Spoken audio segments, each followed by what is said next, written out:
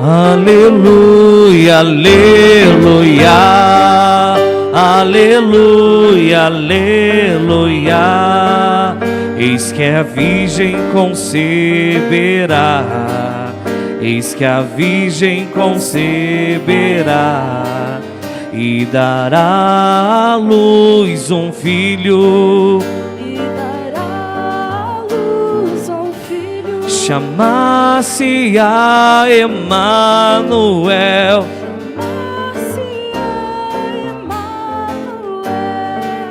Que significa Deus conosco.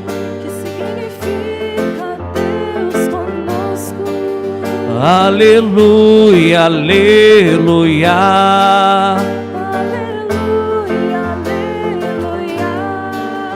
Aleluia, aleluia. Aleluia, aleluia.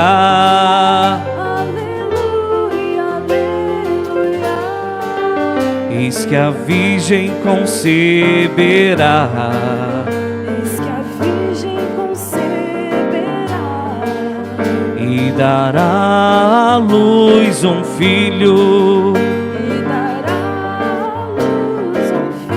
Chamar-se-á Emanuel.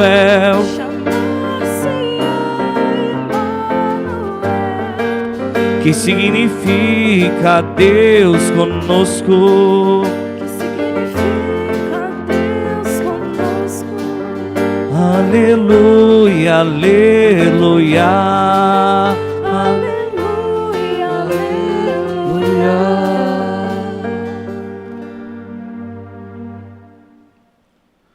O Senhor esteja convosco. Ele está no meio de nós. Proclamação do Evangelho de Jesus Cristo, segundo Mateus. Glória a vós, Senhor.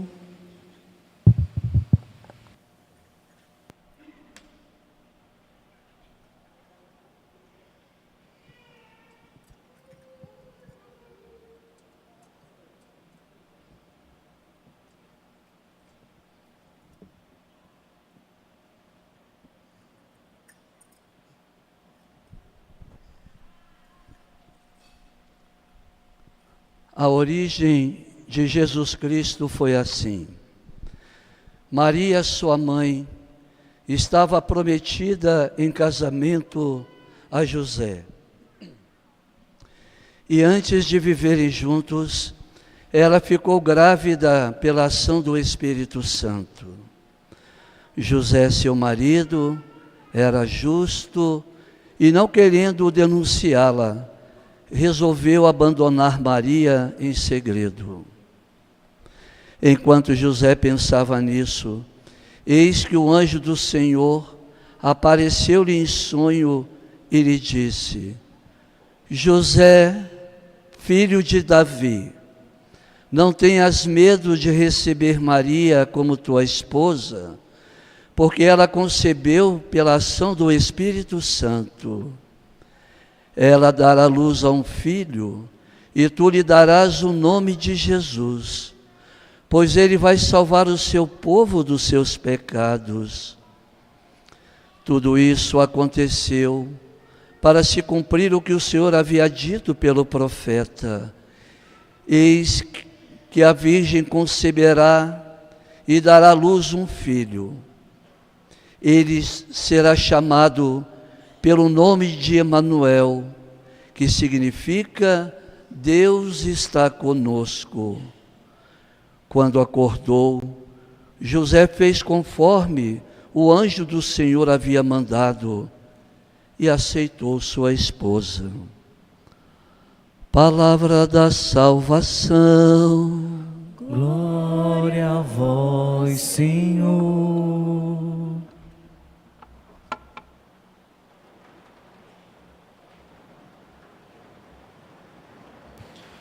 De pé, recebamos a bênção do Santo Evangelho.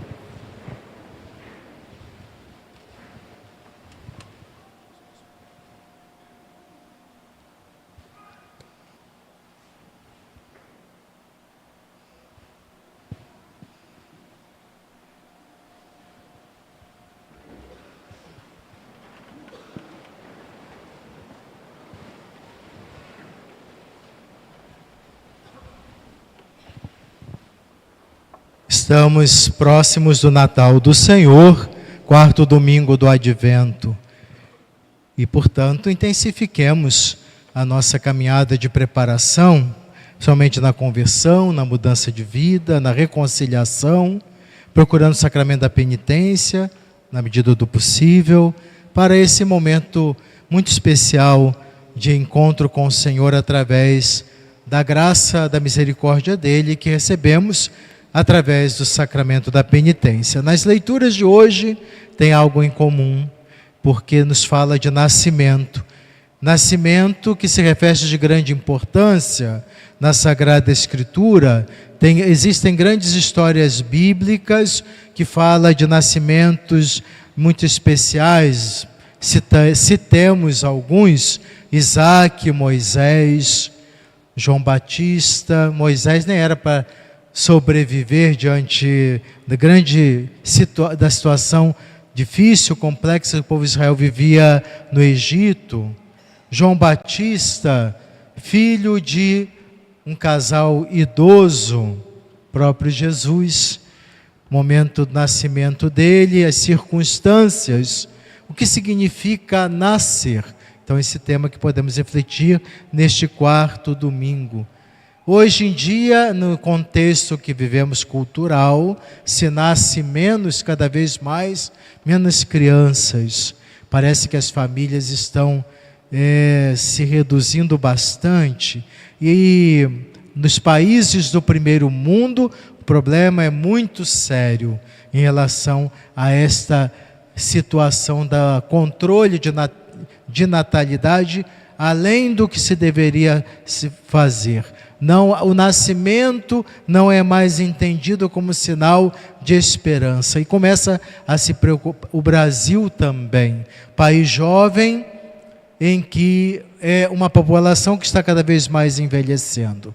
Não é problema dos idosos, mas a falta de esperança e de comprometimento com aquilo que é a abertura à vida dos mais jovens.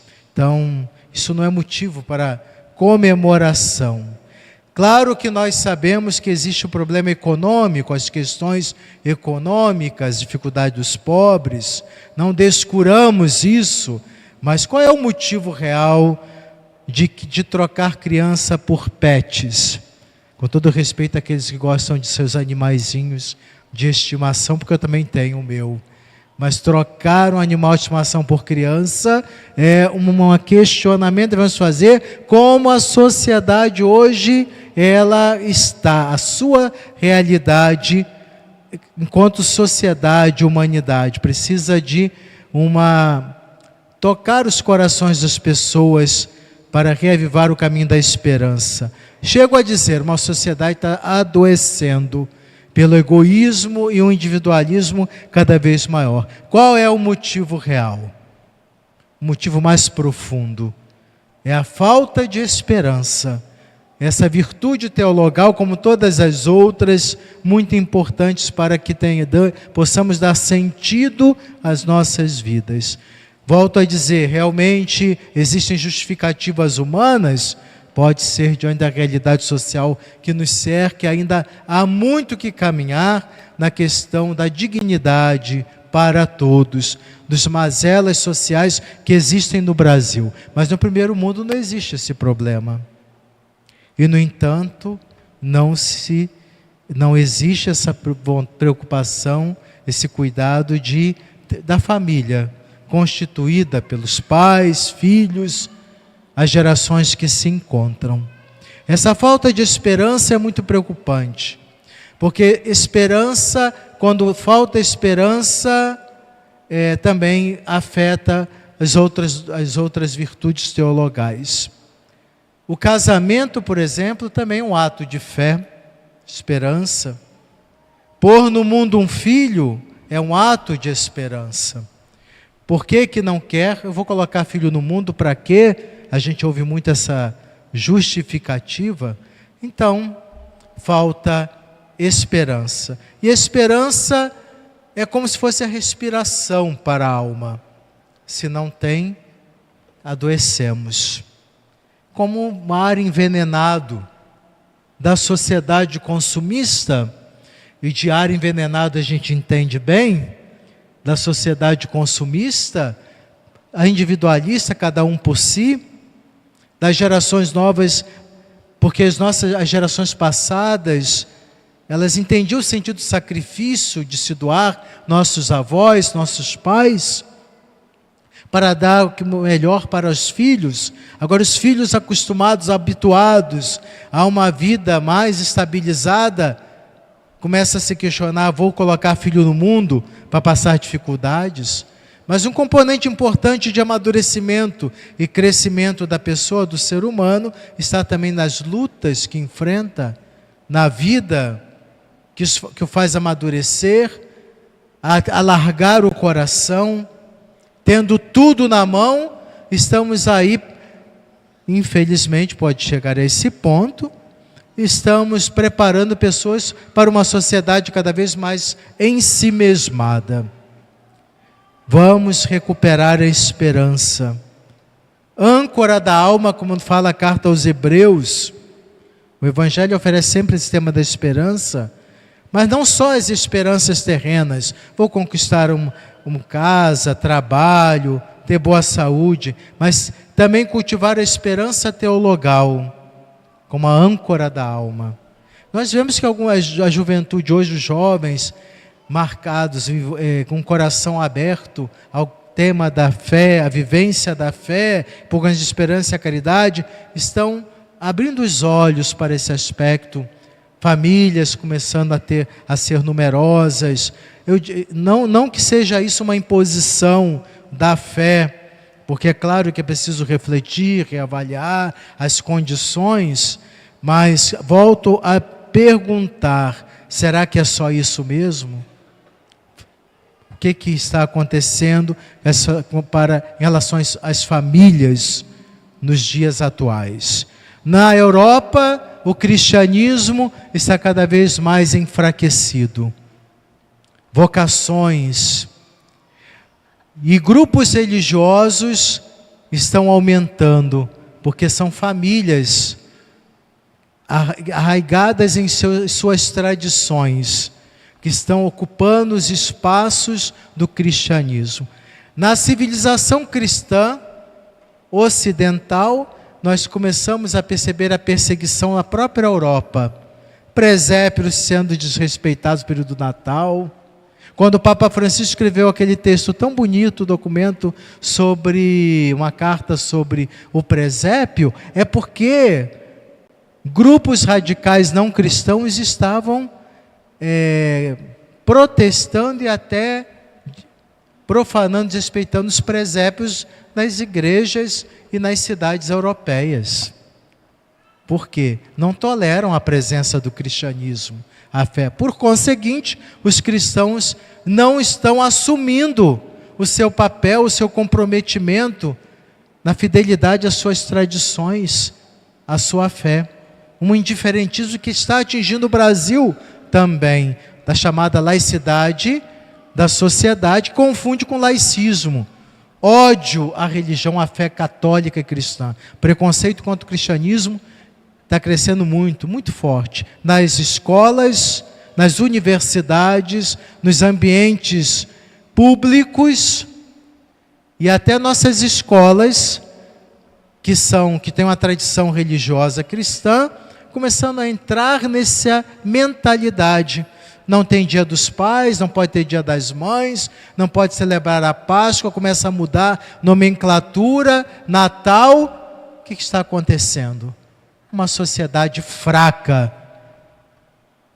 que está surgindo a partir dessa falta de convicções, dessa falta de compromisso com os nossos valores. Isso é um grande desafio, até dentro da igreja.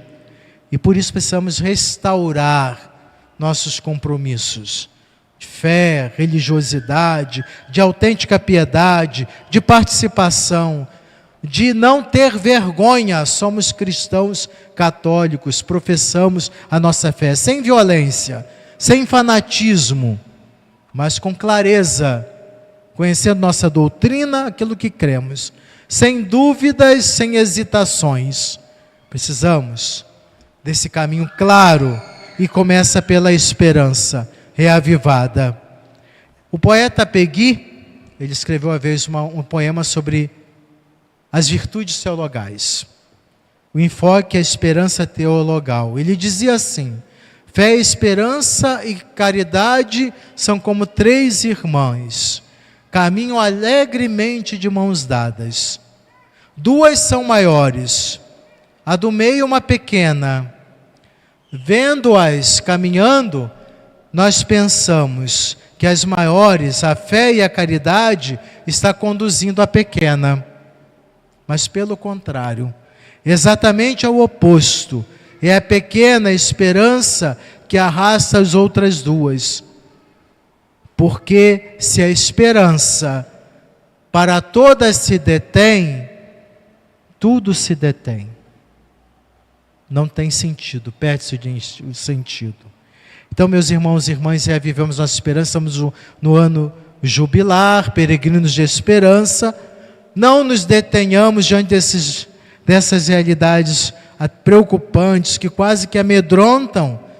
Com coragem, olhar fixo no Senhor, caminhemos, jovens, casados, religiosos, religiosas, todos comprometidos com o anúncio do Evangelho, com os nossos valores. E ao nos preparar para celebrar o Natal do Senhor, que redescubramos essa mensagem do Natal. E o presépio é um sinal muito forte, muito especial. Imaginemos um presépio sem o menino Jesus. O que significa um presépio sem o menino Jesus? Estamos construindo uma sociedade colocando de lado o menino. A preparação para o Natal fala-se mais em Papai Noel do que no menino Jesus. Por isso nossas famílias precisam resgatar esse momento, a piedade, a oração nas famílias, o presépio, a coroa do advento, momentos de oração, a novena do Natal, nos participar, dando esse cunho espiritual importante, fundamental, essencial na preparação para o Natal. Esse é o caminho que devemos trilhar. Porque quando nós percebemos uma sociedade que quer deixar de lado o sentido verdadeiro do Natal, é porque ainda existe uma grande dificuldade em aceitar Jesus. O homem-Deus, o Filho de Deus. É difícil aceitar esse Cristo que é Deus, porque os próprios apóstolos também tiveram dificuldade. Jesus perguntou para eles: quem eu sou? Paulo responde dizendo: é aquele que nós não podemos nos separar. Quem nos separará do seu amor? E aí constatamos que nada pode separar deles, nada mesmo, a não ser que nós queiramos nos separar dele. Aí sim, isso pode acontecer. Então reflitamos, meus irmãos e irmãs, para que a luz de Cristo realmente ilumine. Mais um Natal queremos participar em família, que nos preparemos bem para que a luz do Senhor dissipe ressentimentos, mágoas, indiferença, muralhas de incompreensão, pontes de amor, de solidariedade e perdão, seja um sinal claro de que realmente não queremos que nada nos separe do amor de Cristo. Amém.